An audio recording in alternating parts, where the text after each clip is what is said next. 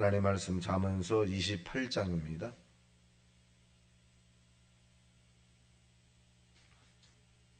저기 합독합니다. 시작. 악인은 쫓아오는 자가 없어도 도망하나 의인은 사자같이 담대하니라. 나라는 죄가 있으면 주관자가 많아져도 명철과 지식이 있는 사람으로 말미암아 장구하게 되느니라. 가난한 자를 학대하는 가난한 자는 곡식을 남기지 아니하는 폭우 같으니라. 율법을 버린 자는 악인을 칭찬하나 율법을 지킨 자는 악인을 대적하느니라. 악인은 정의를 깨닫지 못하나 여호와를 찾는 자는 모든 것을 깨닫느니라. 가난하여도 성실하게 행하는 자는 부유하면서도 굽게 행하는 자보다 나으니라. 율법을 지키는 자는 지혜로운 아들이요 음식을 탐하는 자와 사귀는 자는 아비를 욕되게 하는 자니라. 중한 별리로 자기 재산을 늘리는 것은 가난한 사람을 불쌍히 여기는 자를 위해 그 재산을 저축하는 것이니라. 사람이 귀를 돌려 율법을 듣지 아니하면 그의 기도도 가증하니라. 정직한 자를 악한 길로 유인하는 자는 스스로 자기 함정에 빠져도 성실한 자는 복을 받느니라. 부자는 자기를 지혜롭게 여기나 가난해도 명철한 자는 자기를 살펴 아느니라. 의인이 득이하면 큰 영화가 있고 악인이 일어나면 자기의 죄를 숨기는 자는 형통하지 못하나 죄를 자복하고 버리는 자는 불쌍히 여김을 받느니라. 항상 경외하는 자는 복되거니와 마음을 완악하게 하는 자는 재앙에 빠지리라. 가난한 백성을 압제하는 악한 관원은 부러지는 사자와 주린곰 같으니라. 무리한 치리자는 포악을 크게 행하거니와 탐욕을 미워하는 자는 장수하니라. 사람의 피를 흘린 자는 함정으로 달려갈 것이니 그를 막지 말지니라. 성실하게 행하는 자는 구원을 받을 것이나 굽은 길로 행하는 자는 곧 넘어지리라. 자기의 토지를 경작하는 자는 먹을 것이 많으려니와 방탕을 따르는 자는 궁핍함이 많으리라. 충성된 자는 복이 많아도 형벌을 면하지 못하리라. 사람의 낯을 보아주는 것이 좋지 못하고 한 조각 떡으로 말미암아 사람이 범법하는 것도 그러하리라. 악한 눈이 있는 자는 재물을 얻기에만 급하고 빈궁이 자기에게로 임할 줄을 알지 못하느니라. 사람을 경책하는 자는 혀로 아첨하는 자보다 나중에 더욱 사랑을 받느니라. 부모의 물건을 도둑질하고서도 죄가 아니라 하는 자는 멸망받게 하는 자에 돕느니라. 욕심이 많은 자는 다툼을 일으키나 여호와를 의지하는 자는 풍족하게 되느니라. 자기의 마음을 믿는 자는 미련한 자요 지혜롭게 행하는 자는 구원을 얻느니라. 가난한 자를 구제하는 자는 궁핍하지 아니하려니와 못본치 않은 자에게는 저주가 크니라. 악인이 일어나면 사람이 숨고 그가 멸망하면 의인이 많아지리라. 아멘. 저를 본문에 있는 키워드를 보면은 악인이라고 하는 말이 나오고 가난한 자라고 하는 말이 나오고 또 이제 그런 부분이 이제 나옵니다.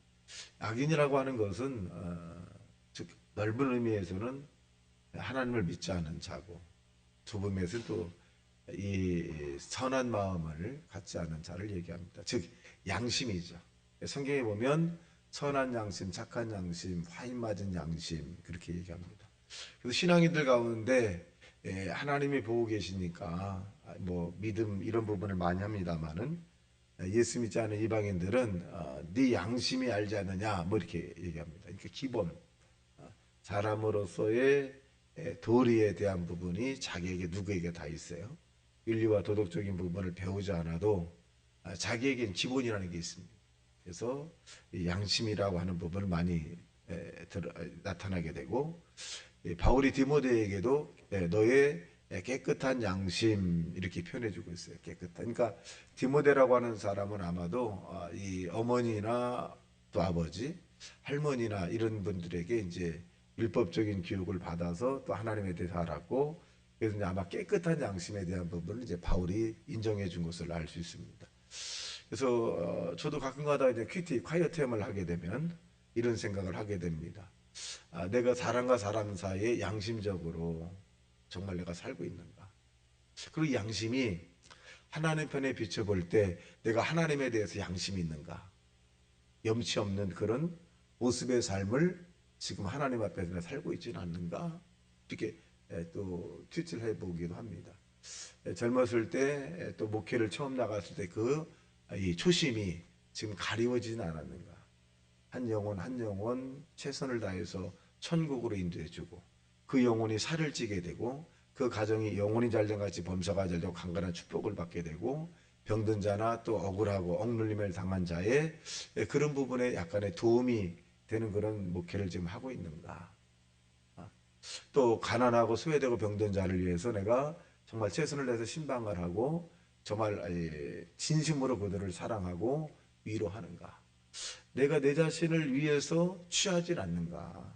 또 하나님의 일을 함에 있어서 이득을 위해서 내가 하고 있는가. 이런 부분들을 어떻게 운동을 하면서 이렇게 또 생각을 하게 됩니다. 가장 키포인트는 과거에 제가 이 환상 가운데 지옥에 가서 거기에 나올 때 내가 이런 고백을 했습니다. 하나님, 이 지옥에 내가 오지 않는다면 지상에 사는 동안에 거지로 살아도 좋고 사람에게 인정을 받지 못해도 좋은데 하나님 이곳만은 오지 않게 하소서. 이게 기도 제목이었거든요.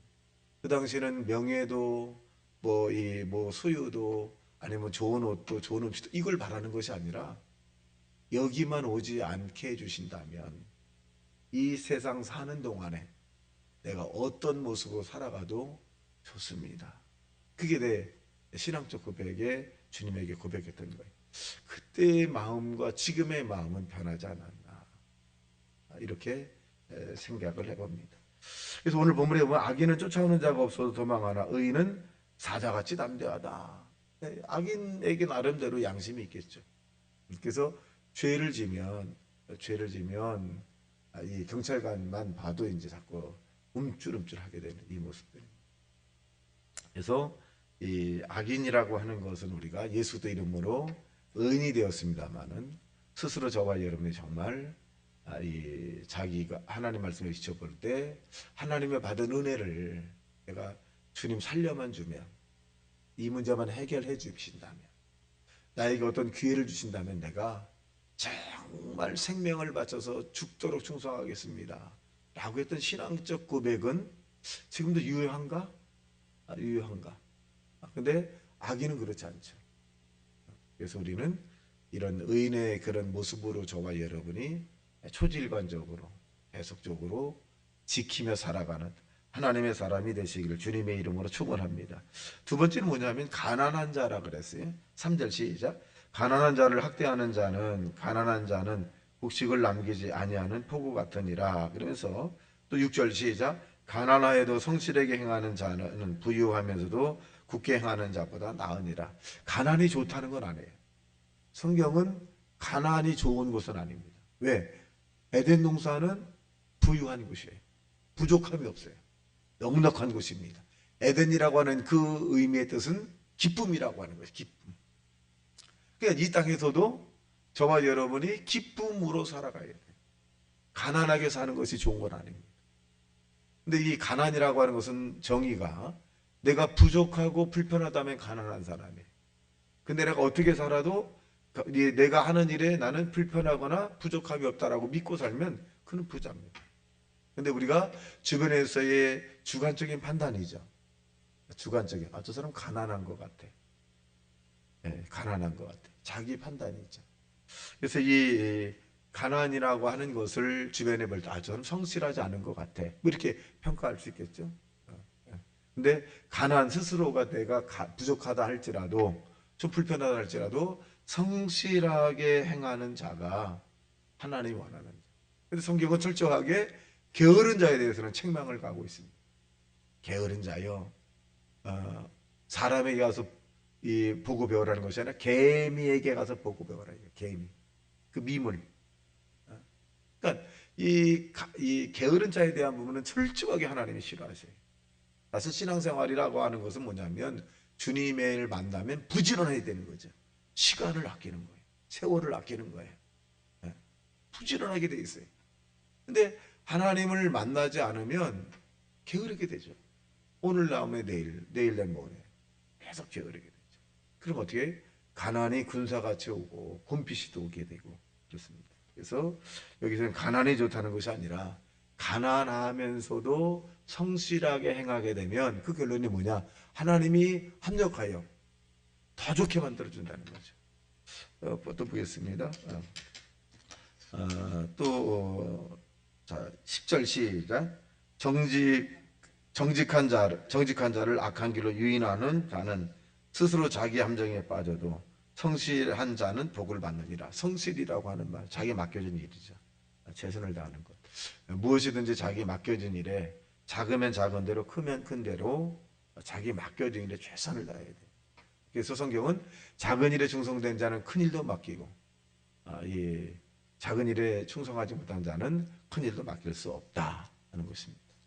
자, 13절 중요합니다. 시작. 자기의 죄를 숨기는 자는 형통하지 못하나 죄를 자복하고 버리는 자는 불쌍히 여김을 받느니라. 자기의 죄를 사람에게 얘기하는 것이 아니라 하나님에게 하는 거죠. 하나님에게 자꾸 고백을 해야 됩니다.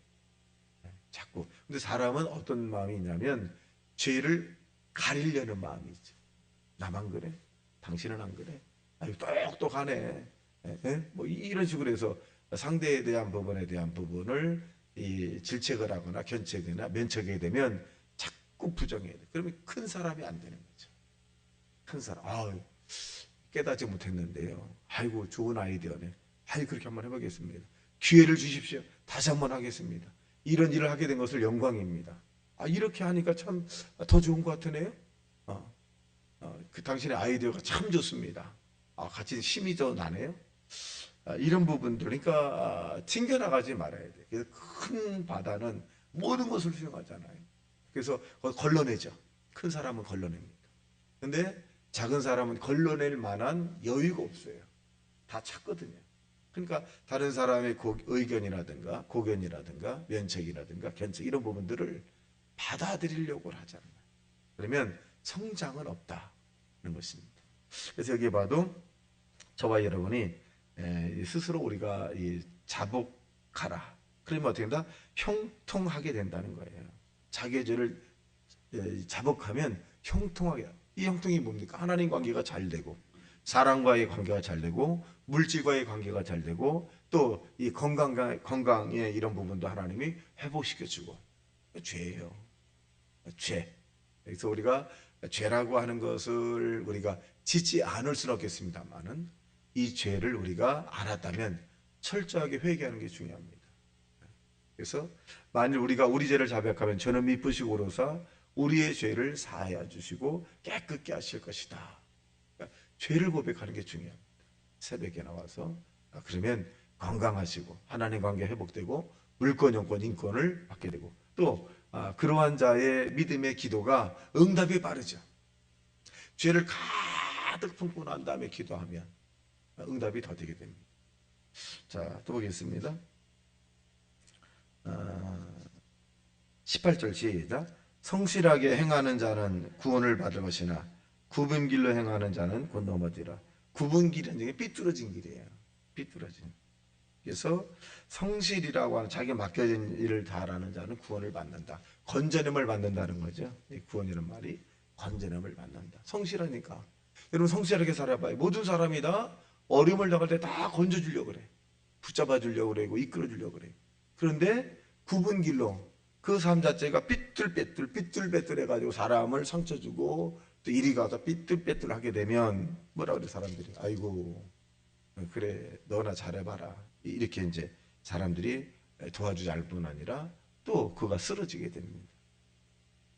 또 보겠습니다. 21절 시작. 사람의 낯을 보아주는 것이 좋지 못하고 한 조각 떡으로 말미암아 사람이 범법하는 것도 그러하니라. 그러니까 친한 사람일수록 예의를 지키라 그랬죠. 친한 사람일수록. 친한 사람일수록 예의를 지키지 않기 때문에 다툼이 생기는 거예요. 그러니까 예의라고 하는 것은 뭐냐면 더 깊이 들어가면 사랑이에요. 사랑하는 사람끼리는 예의를 지키는 거예요. 예의를 지키는 거예요. 사랑하기 때문에 예의가 없어도 된다? 네 마음도 똑같고 내 마음도 알고 이해할 것. 내가 어떠한 행동을 해도 내가 사랑하니까 이해할 거야. 어떠한 모습으로 말을 해도 내가 사랑하니까 이해할 거야. 저 사람 나 사랑하니까. 그게 깨지는 거예요. 사랑하면 할수록 심리적 경계선, 영적 경계선을 지키고 예의를 지키는 것이 굉장히 중요하더라. 그래서 다툼의 문제는 경계선을 무너뜨려서 그렇지. 이 사람이 내가 이렇게 행동을 해도 괜찮을 거야. 근데 사랑하는 사람에게 이 조그만 게 경계선 침범을 했을 때 더 큰 상처를 받게 돼. 왜? 난 이렇게 생각 안 했는데 이럴 수가 있어. 내가 얼마나 잘해줬는데. 잘해줬다는 얘기는 뭐냐면 그도 경계선을 침범했다는 거예요. 그래서 침범을 잘해주면서까지 잘해줬는데 상대가 경계선을 침범해서 자기의 영역을 와가지고 아픔. 그건 굉장히 큰 거예요. 그래서 사랑하는 사람끼리의 갈등의 문제가 크면 왼수가 돼요.